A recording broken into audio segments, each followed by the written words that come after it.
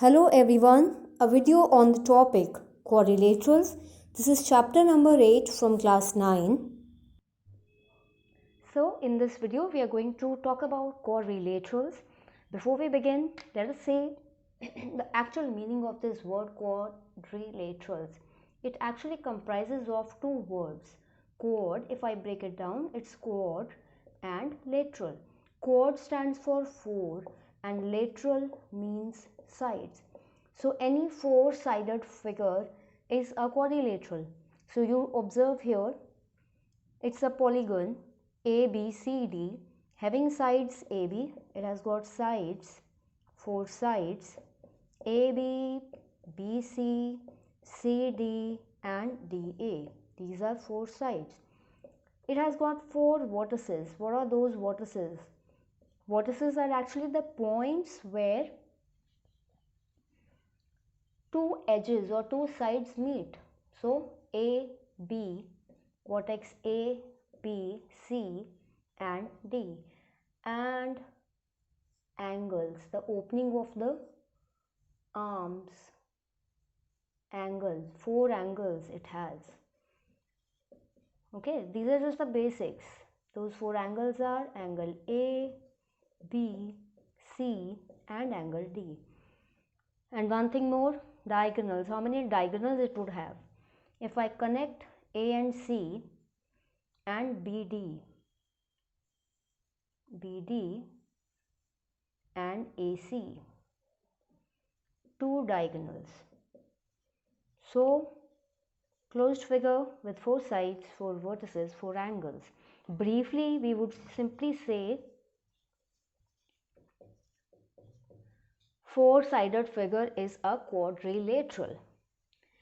Next, we are going to discuss the special type of quadrilaterals.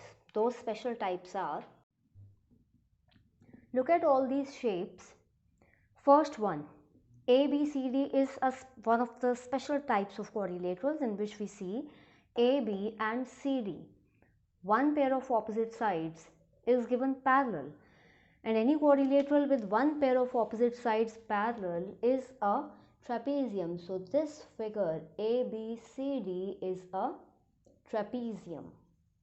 Observe the next one. Again, a special type in which both the pairs of opposite sides are parallel. PQ is parallel to SR, QR is parallel to PS. So PQRS, both pairs of opposite sides, if are parallel, will be equal also, that we would discuss. That figure is called a parallelogram. Okay, moving on to the next one. A figure with pair of opposite sides equal. EF and GH are equal. Same way FG and HE are equal. And over here you would also observe each angle is 90. So this figure, this special type has got the name rectangle. Great. Next one, MNOP. Observe these indicators. These arrows indicate that PO, MN are parallel. Two arrows on over here moving in this order indicates NO or ON and PM are parallel, and each side of this shape of this figure is equal. So both pairs of sides are parallel and each side if is equal, the figure is a rhombus. So this figure is a rhombus. Next one, quite simple. All sides equal, each angle equal, figure is undoubtedly a square. And moving on to the last one, ABCD, looks like a familiar shape. ADCD, adjacent sides are equal. Over here also AB, BC are equal. So pair of adjacent sides, if are equal, figure is called a kite. We have special properties for kite also. Briefly, you have discussed these properties. You have learnt about these properties in class 8. And in fact, in this chapter, our focus would be on these 5 shapes: parallelogram, rectangle, rhombus, square, and trapezium. You may get questions on kite even, so be confident about all these shapes. Now we are going to discuss properties of a parallelogram. As I told you that our focus would be on parallelogram, and then while dealing with the properties we would get to the special types. The very first property of a parallelogram is a diagonal of a parallelogram divides it into two congruent triangles. Observe this figure. ABCD is given as a parallelogram. It's a parallelogram, so AB is parallel to CD. So is the case with BC and DA. Okay, so opposite pair of opposites, both the pairs are parallel. Given information is ABCD is a parallelogram. What are we supposed to prove? We need to prove, okay, one thing more is given. AC is a diagonal. That information should be written in given. Students, remember one thing: whenever you are asked to prove any theorem, in theorems given to prove figure, all these things are very important, and this theorem extremely important because your CBSE syllabus, the syllabus says that this theorem, the proof should be actually done. We have in all 10 theorems in this chapter. Out of those 10, this is the only one for which proof is required, but don't you worry, we would be discussing all 10 theorems.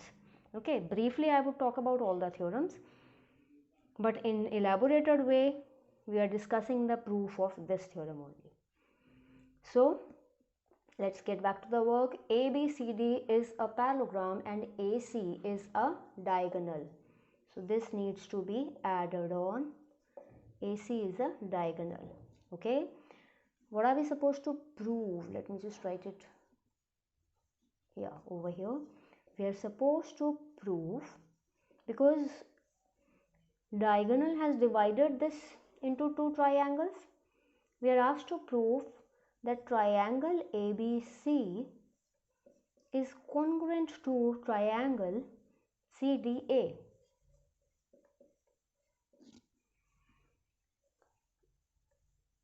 So in proof, look for 3 matching parts. We have done this in chapter 7 when we were dealing with triangles.